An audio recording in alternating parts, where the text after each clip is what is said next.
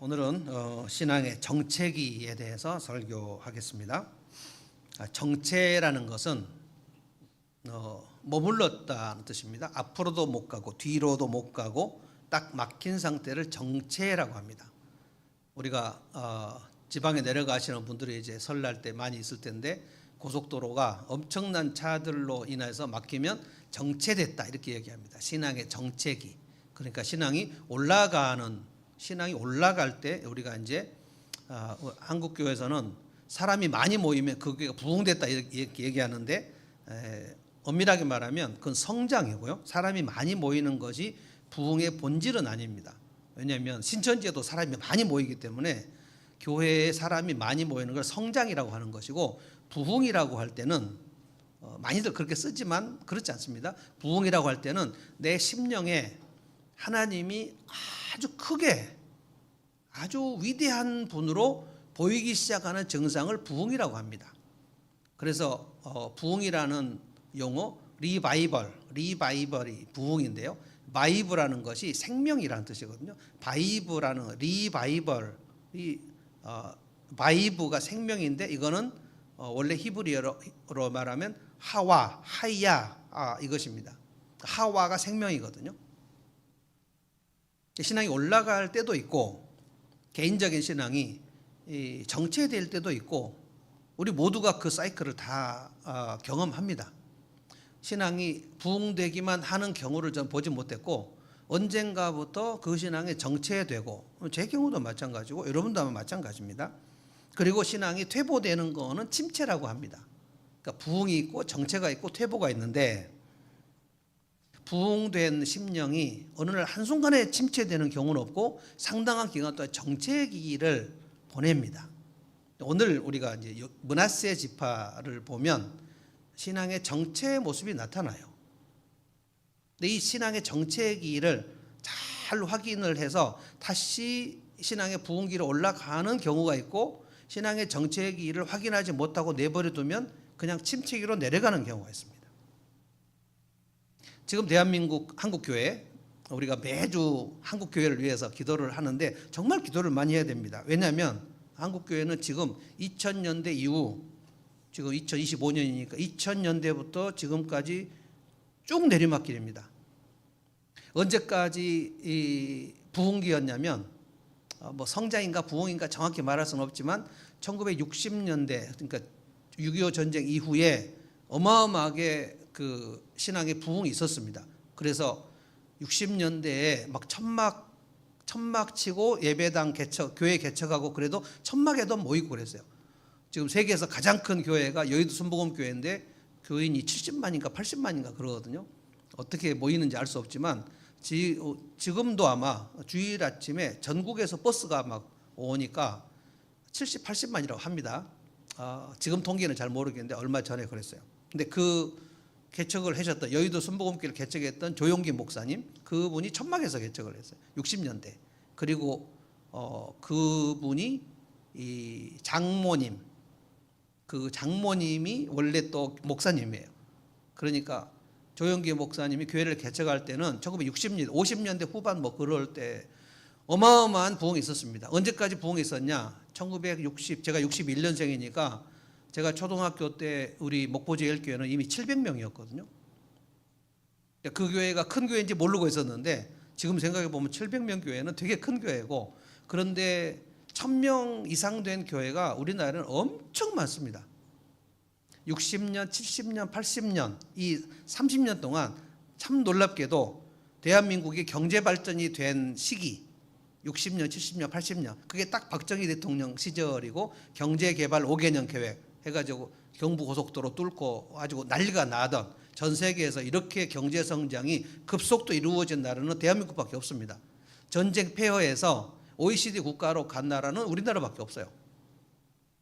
정말 놀라운 일입니다. 이걸 한강의 기적이라고 얘기하고 산업화, 그러니까 우리나라는 민주화, 산업화, 선진화 이 세 개를 동시에 이룬 전 세계 유례가 없는 나라입니다. 진짜 그거를 지금 생각할 때 이 한류는 그냥 일어난 일은 절대 아니고요. 한 민족은 대단히 놀라운 그 강인한 뭔가가 있어요. 생명력이 있어요. 중국이 우리나라를 먹으려고 얼마나 많이 애를 썼는지, 그래서 우리나라가 중국의 속국이었던 때가 꽤 있었는데, 명나라 시절에도 그랬고 청나라 시절에도 그랬고 당나라 시절에도 그렇고, 실제로 당나라하고 신라하고 연합을 해가지고 백제 고구려를 망하게 하지 않았습니까? 당나라가 신라가 도와달라고 할 때 당나라는 신라를 도와서 백제 고구려 치고 그리고 신라까지 먹어야 되겠다 생각했지, 신라를 도와주고 돌아갈 거라고 생각을 하지 않았습니다. 그런데 먹히지 않았어요. 놀라운 나라입니다. 그런데 이제 또 하나 교회 역사가들이 정말 주목하는 게 60년대, 70년대, 80년대 이 30년간 한국 교회도 기하급수적으로 성장했습니다. 그래서 80년대에 1000만 성도를 찍었어요. 그때 74년, 제가 몇 번 얘기했죠. 1974년에도 엑스플로 74라는 게 있었는데, 그때 이제 CCC 주관으로 여의도에서 100만 성도를 모였는데, 저희도 이제 그때가 6학년인가 중학교 1학년인가 하여간 목포에서 버스 타고 전부 여의도로 다 갔습니다. 전국에서 몰려와서 100만이 훨씬 넘었고요. 그래서 민족 복음화를 위해서 얼마나 밤새도록, 그때 막 비가 주룩주룩 왔는데도 기도하고 막, 그리고 목사 될 사람, 사모 될 사람, 선교사 갈 사람 손들어가면 저 손 몇 번 들었는지 몰라요. 빌리그레한 목사님 와가지고 예수 믿을 사람 손들어, 그래서 저도 예수 몇 번 믿었는지 몰라요. 그때 손들고 나서 후회하신 분들도 되게 많고요. 내가 왜 그때 손을 들었던가. 실제로 어떤 사람은 저한테 와가지고, 뭐 그때는 아닙니다만 언젠가 자기가 수련회 때 선교사로 손을 들었는데, 서원을 했는데, 지금 나는 호텔 비즈니스가 너무 하고 싶은데 어떻게 하면 좋냐.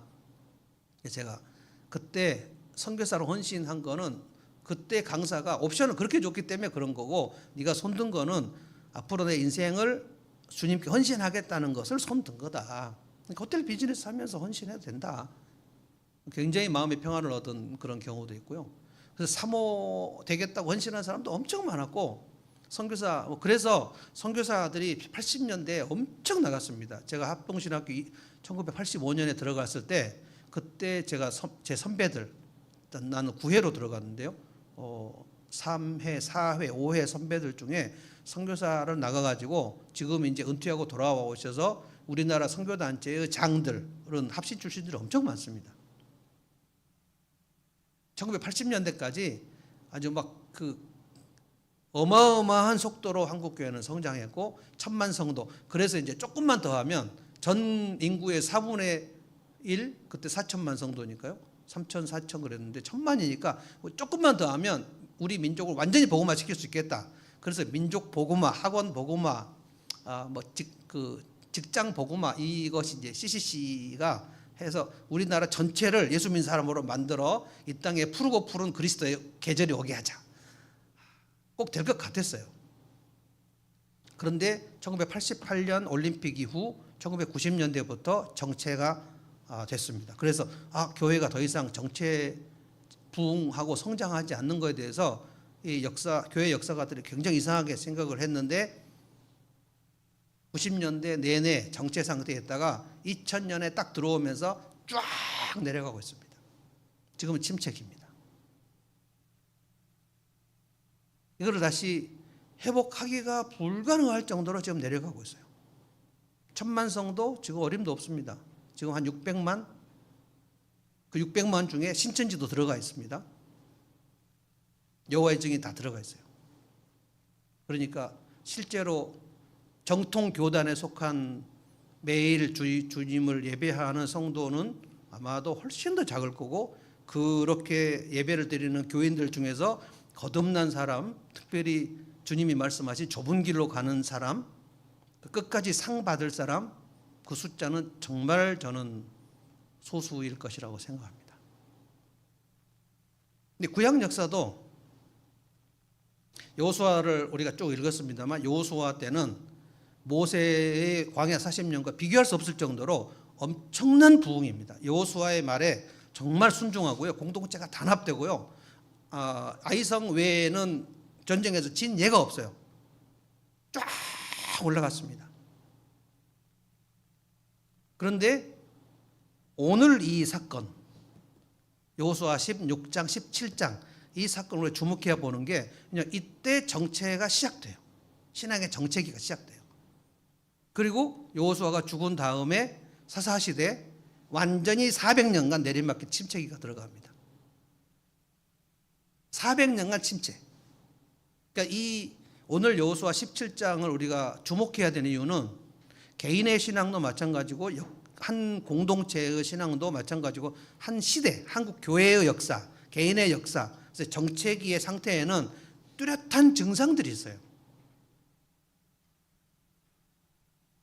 사사시대 다음에 구약 역사를 아시죠? 사사시대 다음에 그 다음에 마지막에 사사시대 막 내리막길로 가는데 정말 마지막에 신앙이 올라간 사람 한 분을 아시나요? 사무엘상 시작되면 누가 나옵니까? 한나가 나옵니다. 한나가. 그러니까 정말 한나는 너무나도 놀라운 인물이에요. 400년간 사사시대고 완전히 내리막길인데 그때 한나 시대의 제사장이고 사사가 엘리 제사장이에요. 그 아들이 그 유명한 홈리와 비느하스예요. 여성 성도들을 성추행해버린. 그리고 엘리는 영적으로 아주 비둔한 상태였다고 했어요. 근데 한나는 그렇지 않았어요. 저는 한나를 통해서 한나, 사무엘, 그리고 요나단, 다윗 이렇게 해서 다윗 왕국에 다시 어마어마한 부흥의 시대 올라갔다고 봅니다. 오늘 이 여호수아 17장은 굉장히 중요합니다. 그렇게 파죽지세로 영적으로 올라가다가 어떻게 딱 거기서 정체가 되고 그 정체가 이후로 쫙 내려가게 되었는가. 오늘 저는 두 가지를 설명하려고 하는데 제가 이 말씀을 굉장히 한 주 내내 곰탕 끓이듯이 엄청 제가 묵상을 했는데 이거였구나. 첫째, 머뭇거림입니다. 신앙의 머뭇거림. 멈칫 머뭇거림. 이렇게 할까 저렇게 할까. 신앙적으로 올라가는 일을 멈추고 뭔가 틈을 보이는 현상이 오늘 요셉 지파에게 나옵니다. 머뭇거림 증상. 그 다음에 또 하나 나오는데 신앙적 합리화. 내가 이 상황에서 이것까지는 할 수 없어. 지금 내 상황이 지금 이렇게 할 땐가? 핑계를 대고 합리화하는 현상. 머뭇거림 현상과 합리화 현상이 이 두 가지가 나오면 신앙은 개인이든 교회든 정체 현상입니다. 자, 머뭇거림 현상을 한번 보겠습니다. 머뭇거림 현상 12절을 다 같이 한번 읽어봅시다. 읽어보겠습니다. 시작. 므낫세 자손이 이 성읍들의 주민을 쫓아내지 못하였으므로 가나안 사람들은 그 땅에서 살기로 마음을 굳혔다. 자, 므낫세 자손이 이 성읍의 주민은 11절에 보면 거기에 가나안 주민들입니다. 이 주민들을 쫓아내지 못했다. 므낫세 지파라는 것은 요셉의 두 아들 중에 에브라임과 므낫세, 놀라운 지파입니다. 12명, 야곱의 12명 중에서 한 아들은 다 한 지파인데 요셉에게만 하나님께서 그 요셉의 두 아들을 한 지파씩에서 더블로 상을 주셨어요. 왜 그랬냐? 여러분 아셔야 됩니다. 하나님이 우리에게 상을 주실 때는 내 인생의 환난을 견디고 그리고 내 공동체에 뭔가 기여를 하고, 이걸 바울 사도는 공동체에 덕을 세운다. edify. 공동체를 내가 강하게 하기 위해서 내가 무엇인가를 기여를 해서 나로 인해서 공동체에 일어서게 되는, 이거 요셉이 한 일이거든요.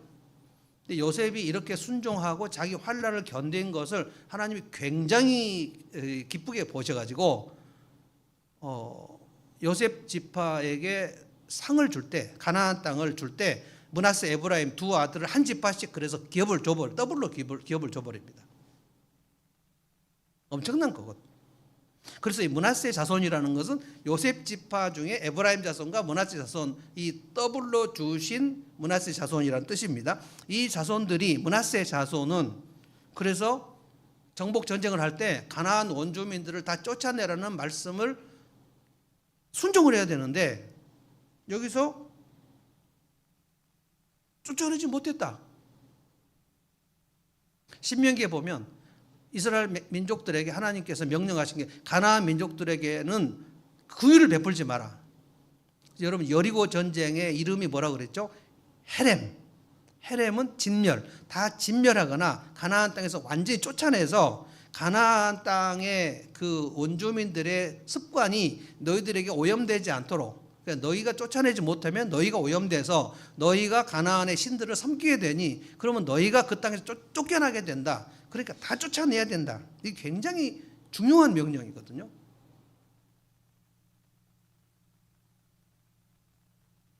이 머뭇거림, 가나안 백성들을 다 쫓아내야 되나? 저들을 그냥 종으로 삼으면 되는 거 아닌가? 하나님의 말씀에 순종하는데 이걸 타협을 하는 거죠. 타협. 영어로 컴프로마이즈라고 하는데 내가 이 말씀을 다 순종해야 되나? 여기까지만 순종하면 되는 거 아닌가? 가나안 백성들하고 같이 그냥 살면 그 사람들과 우리하고 그냥 공존하면 되는 것이 아닌가?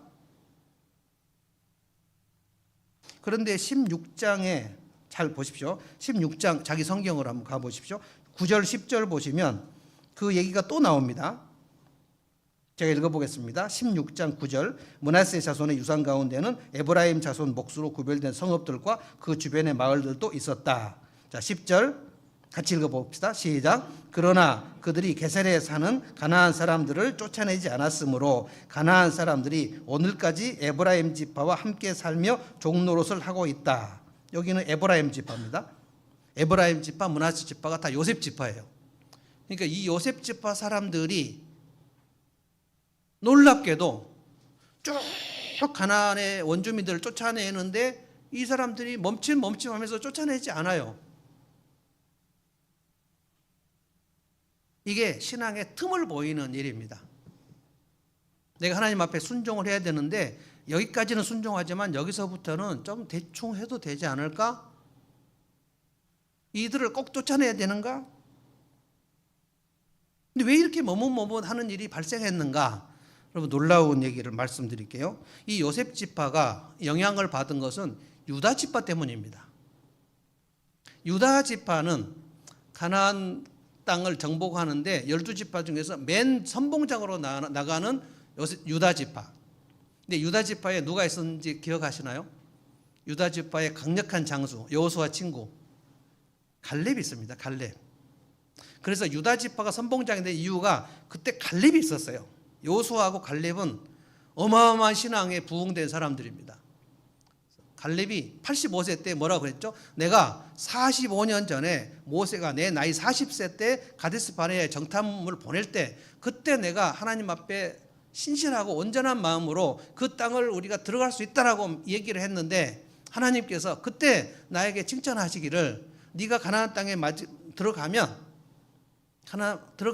네 발로 밟는 땅은 다 너에게 주겠다고 약속을 하셨는데 그거를 40년 광야 생활을 하고 5년간 정복 전쟁을 하고 85세가 됐는데 85세가 된 갈렙이 여호수아에게 가갖고 둘이 친구잖아요. 갈렙 여호수아 장군 내가 하나님께서 45년 전에 하신 말씀을 지금도 기억하고 있는데 내가 저 헤브론 산지로 올라가서 네 발로 밟는 땅은 너에게 주겠다 약속하셨으니 그 약속대로 나 올라가겠다. 이게 12지파 중에서 갈렙이 가장 영적으로 뜨거웠다는 뜻입니다. 그래서 여호수아가 축복하고 갈렙을 보냅니다. 85세. 근데 85세인 갈렙이 내가 45년 전이나 지금이나 나는 약하지만 하나님이 함께 하시면 나는 올라가 충분히 싸울 수 있다고 본다. 근데 헤브론이 뭐냐면 아낙 자손이 있는 곳이고 아낙 자손들이 골리앗같이 생긴 거대한 사람들이었는데 단숨에 올라갔고 하나님께서 헤브론을 여호수아에게 주십니다.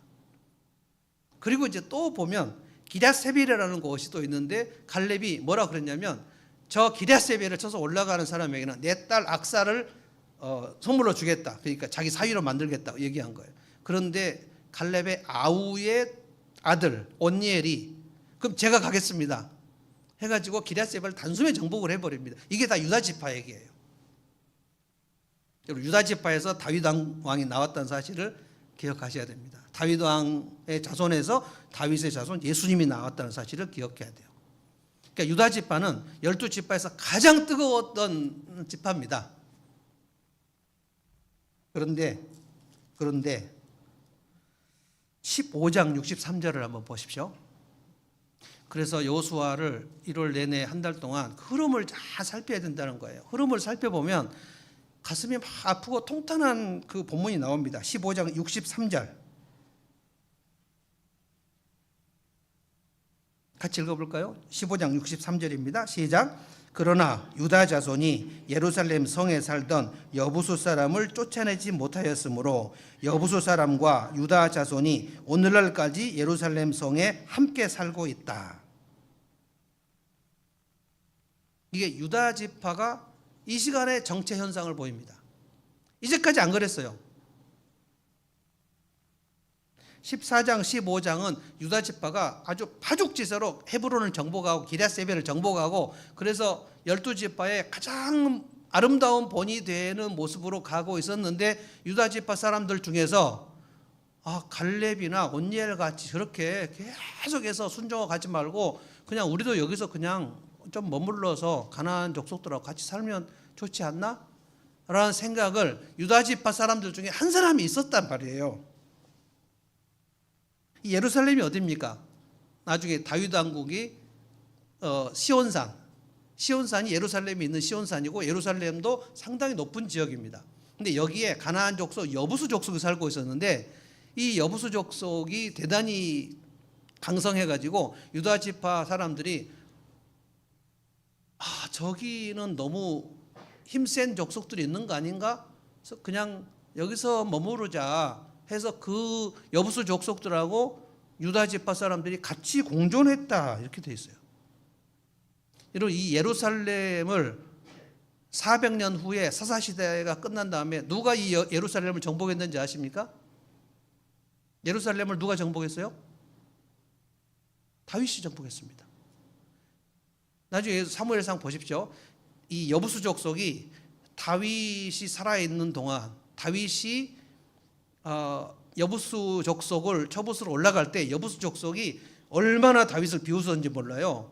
네가 우리를 지금 정복하러 올라오겠다고? 너희 400년 동안 너희들도 나한테 꼼짝도 못했고 이 여부수 족속 중에 장애자 절름발이라도 너희가 오면 다 쳐부술 수 있어 라고 조롱했습니다. 그런데 다윗이 단숨에 올라가 정복해 버렸습니다. 이때 유다 지파가 정복해야 되는 지역이에요. 이 여부수가.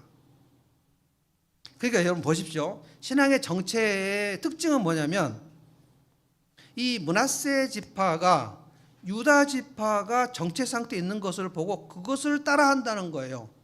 유다 지파에는 갈렙도 있고 온니엘도 있습니다. 그러니까 신앙적으로 대단히 뜨거운 사람도 있는데 유다 지파에 신앙이 뜨거운 사람도 있고 오늘 지금 읽은 대로 여부수 족속을 쳐부수지 말고 그냥 같이 살자는 사람도 있어요. 유다 지파 중에. 근데 두 번째 므낫세 지파가 볼 때 이 영적으로 충만하고 뜨거운 사람의 본을 따라갈 것인가 아니면 신앙의 정체 상태에 있는 사람을 따라갈 것인가. 놀랍게도 신앙이 뜨거운 사람을 따라가지 않고 신앙이 좀 정체된 사람을 므낫세 지파가 따라하더라는 거예요. 굉장히 안타까운 일입니다. 이상하게 신앙의 정체 증상은 전염성이 커요. 저는 많은 경우를 봅니다. 사람들이 자기 눈앞에 신앙이 아주 뜨겁고 신실하게 가는 사람이 있고 그리고 뜨겁지 않고 식어진 사람이 있는데 뜨거운 사람을 보고 모델로 삼지 않고 식어진 사람을 모델로 삼는 경우가 되게 많아요.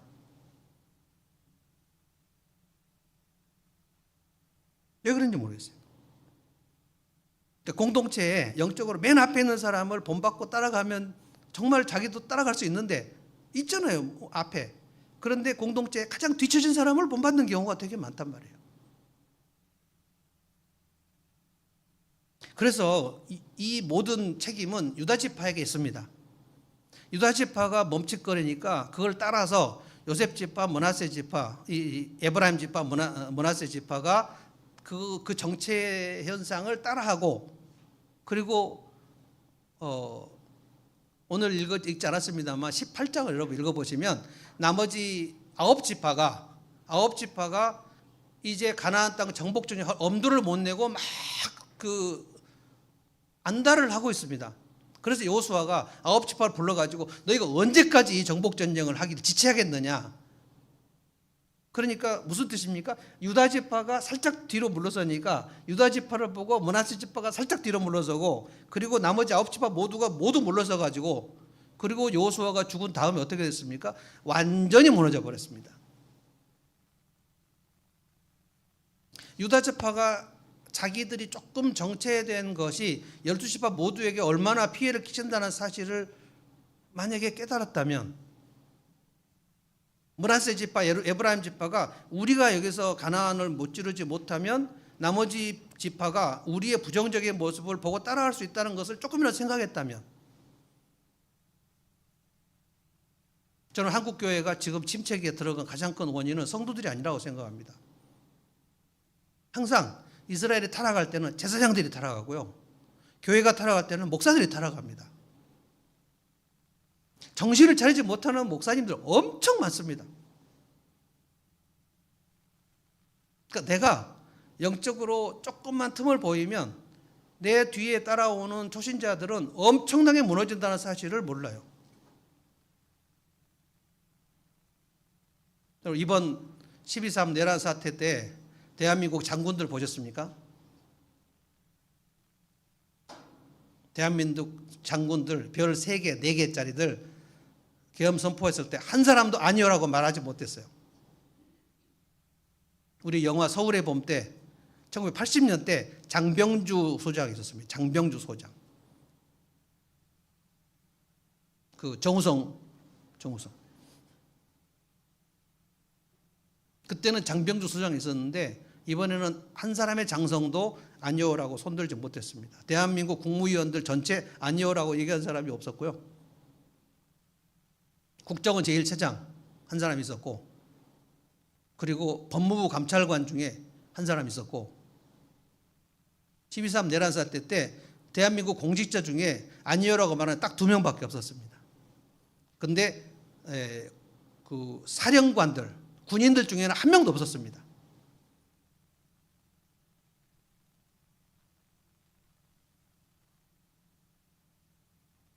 놀랍게도 초급 장교들 중에는 있었어요. 놀라운 일입니다. 그래서 먼저 믿은 사람, 앞서가는 사람, 선생, 여러분에게는 제가 앞서가는 사람이에요. 선생, 제가 말씀을 전하고, 이 선생의 책임이 너무너무 크다는 거예요. 지금 내가 부흥기인가, 정체기인가, 침체기인가, 부흥기에 있다면 내가 내 앞에 어떤 모델을 생각하고 있었는가, 누구를 따라가고 있는가를 생각해 보셔야 돼요. 저는 이 말씀을 할 때 늘 박윤선 목사님이 생각납니다. 우리 합신을 설립하시던 박윤선 목사님, 제가 1학년 들어갔을 때 80세였는데 그 80세인데 그 클래스가 쩌렁쩌렁 움직이도록 설교를 하시고요. 체프를 할 때, 설교할 때 지금도 잊혀지지 않아요. 이렇게 하셔요. 그 평양 사투리로. 마귀를 막 죽이고 막 이러고. 여러분들을 보니 생나무 같고, 생나무로 집을 지으면 10년이 지나면 집이 다 무너지는데 지금 내가 여러분을 보니 생나무 같고, 진짜 막 엄청난 그 울림이 있었어요. 그리고 83세에 돌아가셨는데, 그러니까 돌아가시기 3년 전까지 그 영적으로 불타오르는 그 얼굴을 잊을 수가 없어요. 저는 그리고 갈렙, 여호수아 14장의 갈렙, 민수기 14장의 갈렙, 제가 이 갈렙의 그 모습을 보고 내가 이렇게 진취적으로 살지 못하는 모습, 이게 20대 신학교 때 갈렙을 묵상하다가 안 되겠다, 내가 내 인생을 모험적으로 진취적으로 살아야 되겠다. 그래서 제가 가족들 데리고 영국 간 거거든요. 민수기 14장에 제가 영국을 가게 된 본문입니다. 갈렙처럼 살아야지. 온전한 순종을 하면서 살아야지. 어떻게 85세가 되었는데 그 믿음과 그 속사람이 조금도 흐리지 않은가?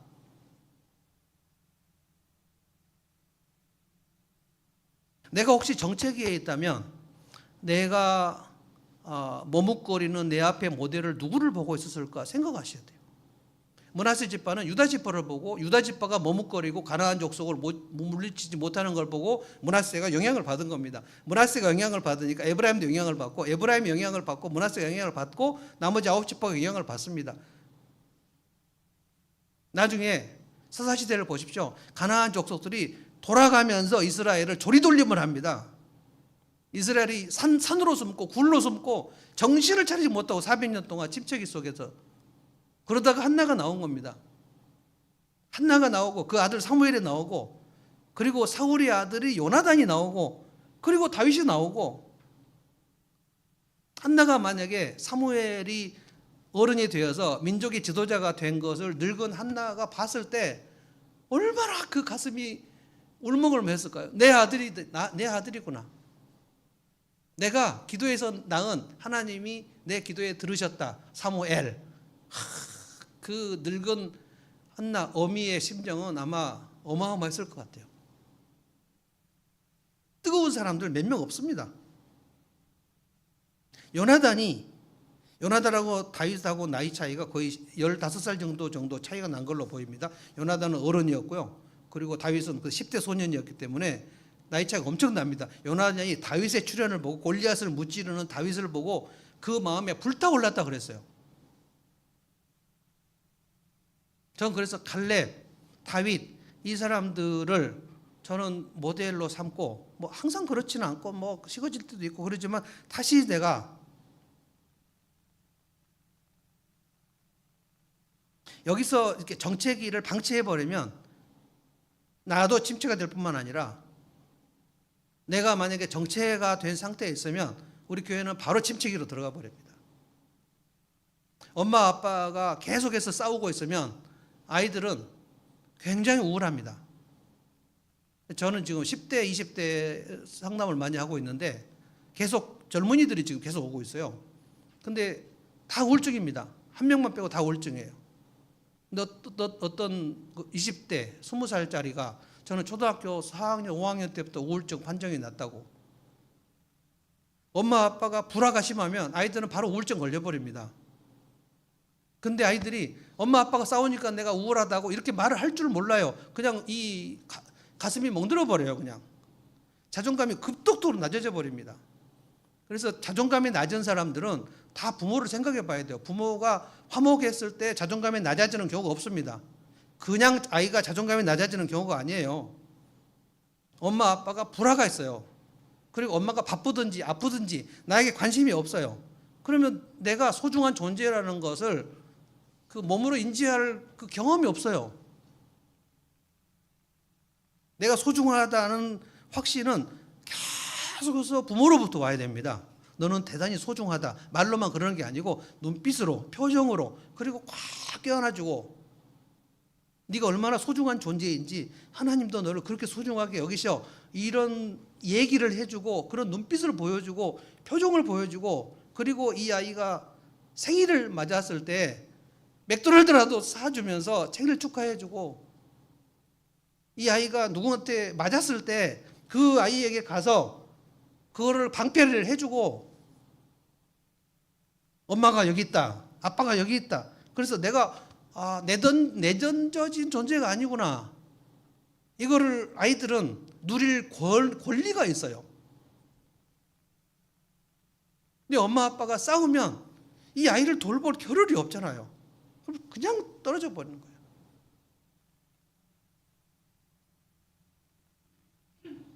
내가 신앙적으로 몸살 감기가 걸려가지고 내가 기도가 식어지고 내가 말씀 묵상을 하지 않고 그러는 동안에 내 뒤에 오는 초신자들은 암에 걸려버려요.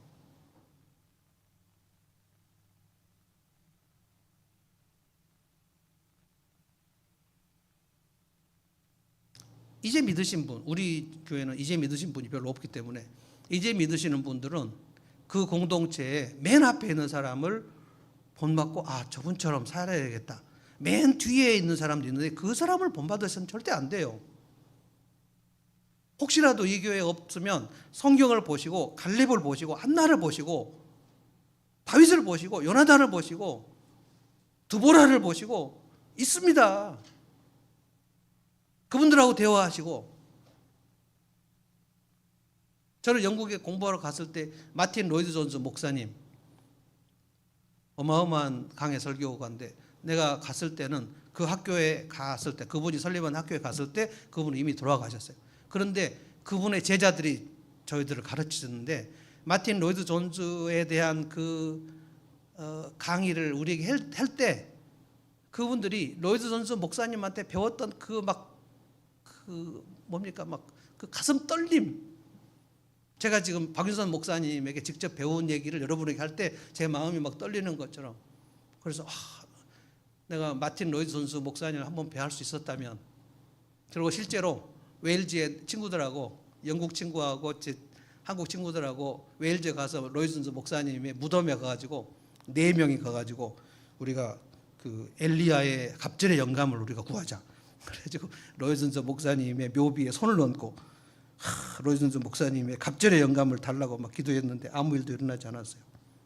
영감이 안 왔어요.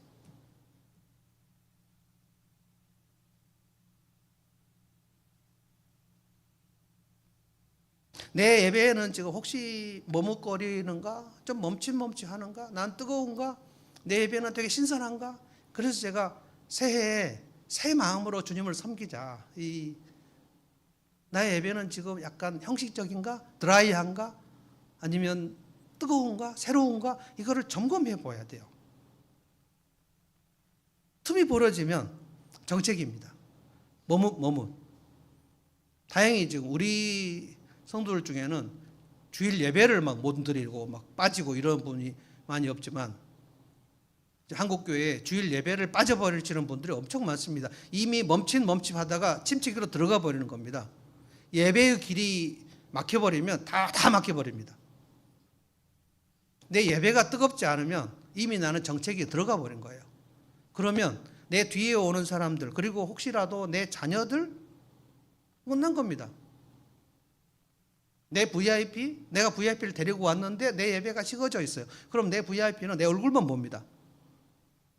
하나님 안 계신 거구나. 이 사람들은 종교 행위를 하고 있는 거구나. 이 예배가 생생하지 않다는 것을 금방 알아버려요. 자, 그 다음에 두 번째로 머뭇거림, 그 이후에 신앙적 합리화를 좀 생각해 보겠습니다. 14절 가서 볼까요?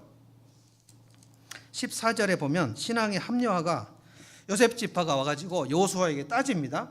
주님께서 지금까지 우리에게 복을 주셔서 우리가 큰 무리가 되었는데, 여기서 왜 이렇게 폼을 잡을까요? 우리가 큰 무리가 되었다는 거예요. 큰 무리 얘기가 14절도 나오고 15절도 나오고 17절 나오고, 요셉 족속은 에브라임과 므낫세니까 큰 무리가 맞아요. 숫자가 많아요. 그런데 뭘 따집니까?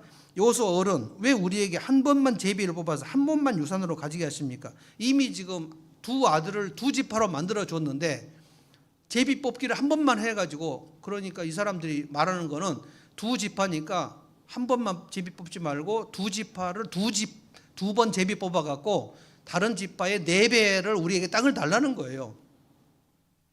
우리는 큰 무리인데 왜 이렇게 좁은 땅을 주냐. 그러니까 15절에 여호수아가 좀 투명스럽게 얘기합니다. 제가 읽어보겠습니다. 여호수아가 그들에게 말하였다. 당신들이 큰 무리여서 에브라임 산간 지방이 당신이 작다면 거기서 브리스 사람과 브르바임 사람 땅 산림지대로 산으로 올라가서 그곳을 개척해서 정복을 해서 쟁취를 하면 된다.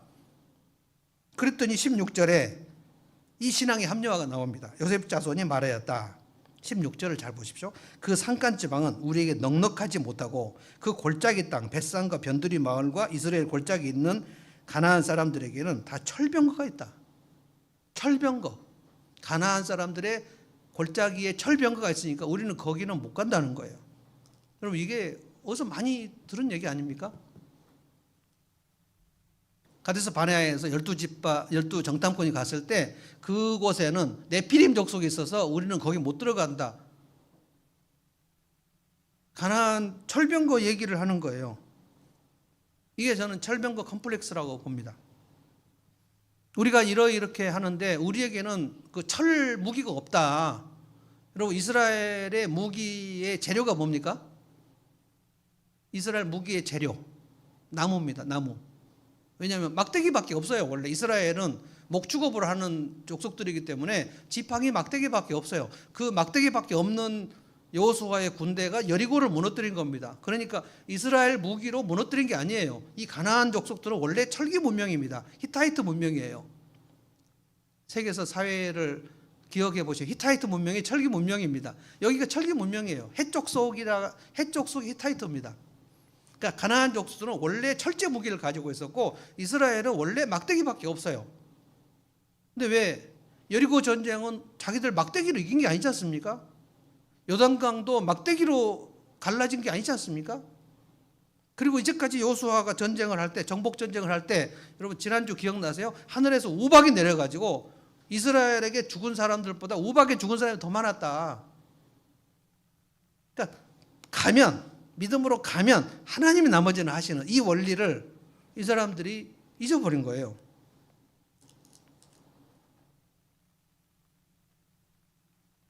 파죽지세로 승리를 했는데 어떻게 우리가 가나안 땅에서 승리를 했는가를 잊어버린 거예요. 그러니까 우리는 지금 막대기밖에 없는데 가나안 땅에 있는 철병거를 어떻게 이기냐. 이 말이 되는 것 같은데 이게 합리화예요. 그러면 다윗은 물맷돌 그거 가지고 골리앗을 어떻게 이겼을까요? 항상 신앙적인 문제에서 우리 성도가 세상에서 유리한 무기를 가지고 있는 경우는 없습니다. 그래서 믿음이 필요한 거예요. 내 눈에 보이지 않는 하나님의 힘을 의지하고 하나님을 힘입는 거, 이것이 믿음이 필요한 건데 믿음이 떨어지니까 이거를 핑계를 대는 거 아닙니까? 우리는 막대기밖에 없고 저기는 철병거가 있는데 어떻게 가냐. 제가 부흥을 다시 설명하겠습니다. 내 심령 속에 천지를 창조한 하나님이 크게 보이면 그게 부흥이에요. 내가 믿는 하나님이 되게 작게 보이면 그게 침체예요. 심령이 침체되면 아무것도 할 수 없습니다. 근데 침체가 될 때 갑자기 침체가 되는 경우는 많지 않습니다. 뭐 특별히 다윗처럼 갑자기 밧세바를 벗은 몸을 보고 유혹이 돼가지고 아침에 충만하고 있다가 갑자기 팍 떨어져 버리는 경우도 있습니다. 치명적인 죄의 유혹에 갑자기 빠지는 경우도 있습니다만 일반적으로 신앙의 침체는 정체기 상태를 거쳐서 침체기가 옵니다. 신앙의 정체기에는 딱 두 가지 증상이 있어요. 머뭇거리면 증상이 있어요. 내가 더 해야 되나? 그만해야 되나? 막 생각을 해요. 계산을 한단 말이에요. 계산. 순종을 할 때 계산을 해요. 그래서 여기까지만 하지 뭐 더 할 필요가 있나? 틈이 생기는 거예요. 그 다음에 합리화.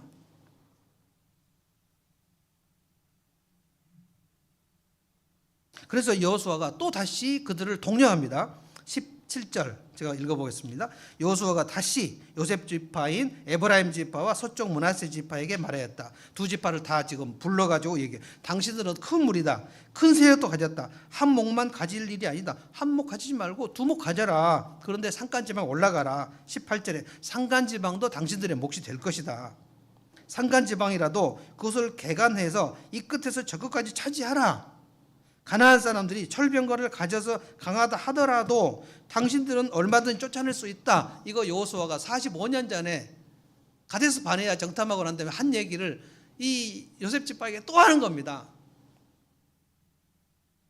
여호수아는 신앙에 정체기가 없어요. 갈렙도 없어요. 온니엘도 없어요. 근데 여호수아, 갈렙, 온니엘을 왜 사람들은 보고 배우지 않을까요? 이 요셉 지파에 나타난 신앙적 합리화로 인하여 아까도 말씀드렸죠. 18장에 가면 나머지 7지파가 꿈쩍도 안 하고 이제 자기 하나님이 주신 땅을 정복하러 가는 일을 포기해버리고 가만히 있습니다. 그 18장 2절로 잠깐 제가 가서 볼게요. 그러나 이스라엘 자손 가운데 유산을 아직도 받지 못한 지파가 7이나 남아 있었다. 하나님께서 약속해 주셨는데 약속해 주신 그 땅을 정복하러 못 가는 지파가 7지파가 남아 있었다는 거예요. 그래서 여호수아가 막 닥달을 합니다. 언제까지 지체하겠느냐. 그래서 막 이런 얘기도 합니다. 너희가 가서 정탐꾼을 보내서 각 지파 한 사람씩 보내서 그 땅을 탐지하고 그 땅을 그림을 그려가지고 돌아와라. 그래서 7지파에게 그림 그려갖고 오게 하고, 그래서 다시 막 가게 하고, 여호수아가 억지로 막 밀어내가지고 정복전쟁을 하게 하는데, 그들이 얼마나 막 하기 싫어하는지 이미 마음이 콩당콩당 해가지고 더 이상 할 수 없어요. 자, 그러면 이미 12지파에게 신앙의 정체가 임해버린 겁니다. 그리고 나서 여호수아가 죽고 사사시대가 되니까 급속도로 떨어져 버립니다. 마귀는 우리가 신앙의 정체 현상에 있는 것을 정확하게 알아요. 내가 틈을 보이는 것을 정확하게 한다고요. 갑자기 침체에 빠지지 않아요. 매우 조금씩 서서히 마음이 풀리는 겁니다. 내 신앙의 머뭇거림이 어디에 있는가를 보셔야 돼요. 어떤 시점에서 내가 꺾였나. 그래서 요한계시록에 에베소 성도들에게 주님이 뭐라고 하셨죠? 네가 어디서부터 사랑에 식었는가를 확인해라.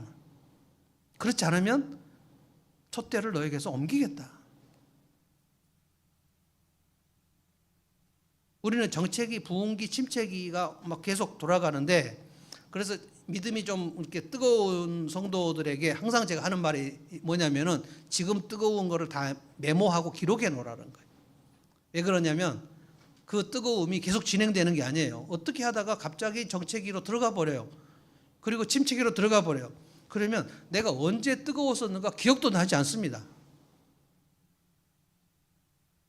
그래서 내가 아주 식어졌을 때, 내가 뜨거웠을 때 메모를 보고, 와, 내가 이런 적이 있었구나. 어떻게 내가 이때, 어떻게 내가 신앙적으로 올라왔지?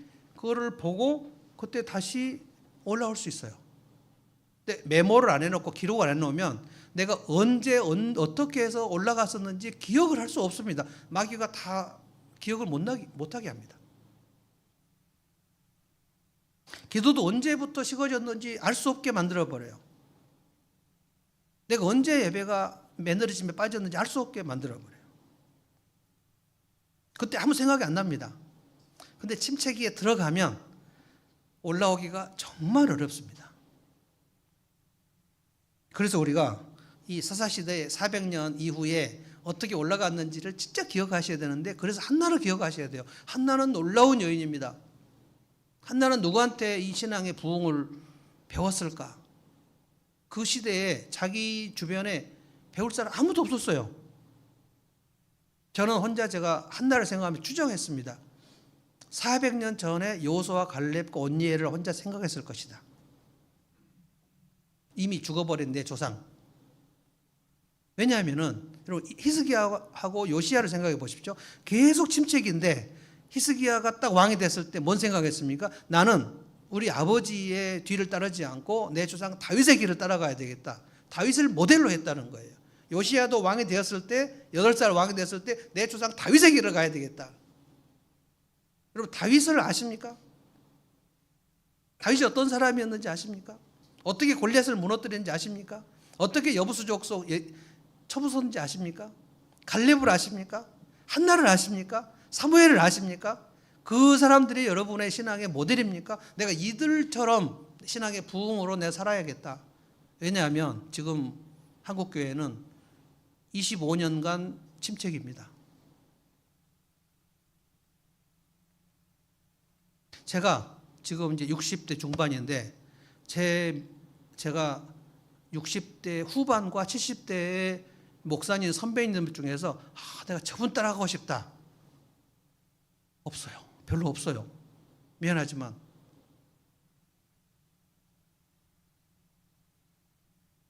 우리 30대, 40대, 50대 목사님들은 또 저를 보시는 분들이 있습니다. 배 목사 어떻게 가는가 보자. 무서운 일입니다. 아마 여러분도 저를 가끔 보실 거예요. 배 목사를 어떻게 하는가 보자. 아, 정책이네. 배 목사 정책이구나.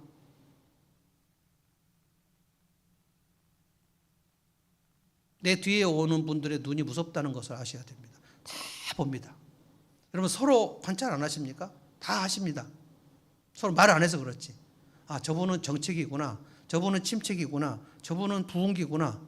다 알아요. 지금 우리 20명도 안 되는데 모르겠습니까? 근데 내가 지금 정책이면 내 뒤에 오는 분들에게는 엄청나게 부정적 영향을 끼친다는 사실을 알아야 해요. 다시 부흥기로 가야 돼요. 부흥기로. 그래서 저는 한나, 사무엘, 다윗, 요나단을 여러분에게 다시 제시하고 싶습니다. 그 부분을 집중적으로 파셔야 돼요. 어떻게 한나는 그 제사장 엘리가 완전히 영적으로 둔해진 상태에서 하나님 앞에 이런 성경적인 뜨거운 기도를 드리게 되었을까? 그는 되게 우울한 사람이었어요. 마음이 원통하고 우울한 사람인데 어떻게 하나님 앞에 나가서 기도를 해보겠는가? 아무도 기도하라고 말하는 사람이 없고 제사장들도 기도를 안 하는데 혼자 기도를 했어요. 그리고 사무엘을 낳았어요. 사무엘이 이스라엘을 다시 일으킵니다. 그리고 사무엘의 손으로 다윗이 나왔습니다. 다윗이 이스라엘 다시 일으킵니다. 이 신학의 정체기는 곰팡이 균처럼 쫙 소리 없이 들어옵니다. 저는 이 말씀을 통해서 우리가 다시 한번 점검을 해보고 내 속에 지금 무엇이 들어왔는가? 나는 지금 누구를 모델로 삼고 올라가는가? 공동체 맨 앞에 있는 사람인가? 성경 안에 아주 뜨거운 사람을 내가 목표로 삼고 있는가? 그 사람을 목표로 삼고 있으면 그 사람 얘기를 많이 할 수 있습니다. 근데 목표로 삼고 있는 사람이 없으면 아무 얘기도 할 수 없어요. 내가 성경의 인물 중에 목표로 삼고 있는 사람이 없으면 나는 이미 정체기 상태로 들어간 겁니다. 한국교회에 정말 위대한 하나님의 사람을 여러분이 막 말할 수 있으면 그분은 부흥기로 접어들었다고 말할 수 있습니다. 나는 우리 모두가 이 말씀을 가지고 이 므낫세 지파가 들어가 버린 전철을 우리 모두가 밟지 않기를, 그래서 다시 신앙의 부흥기로 들어가서 새 마음으로 주님을 섬기는 것, 뜨겁게 주님을 예배하고 새롭게 헌신해서 교회를 세우고, 우리가 새롭게 헌신을 해서 교회를 세우면 무슨 CBS에서 뉴스가 나오겠습니까? 누가 주목을 하겠습니까? 그러나 주님은 주목하시죠. 주님은 우리의 속사람을 보시니까, 중심을 보시니까. 그러면 우리가 새롭게 헌신하고 순종할 때 하나님께서 우리의 삶을 얼마나 풍성하게 하실지. 자, 이 찬송으로 우리 예배를 마치겠습니다. 찬송